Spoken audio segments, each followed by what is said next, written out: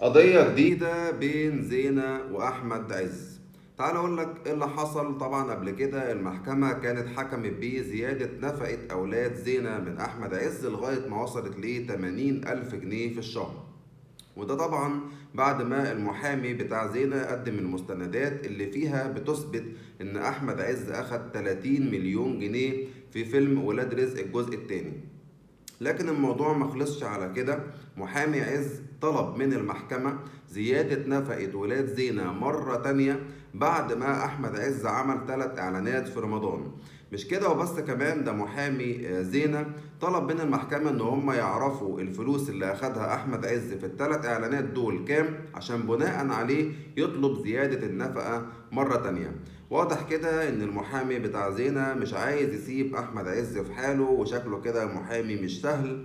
انتوا بقى قولولي في كومنتات شايفين الموضوع ازاي. هل من حق زينة ان هي تطالب بزيادة النفقة مرة تانية بعد ما وصلت ل80 ألف جنيه في الشهر ولا لأ؟ وفاكرين احمد عز وزينة القواضي بتاعتهم دول تفتكروا هتخلص وهتنتهي امتى؟ قولولي في كومنتات.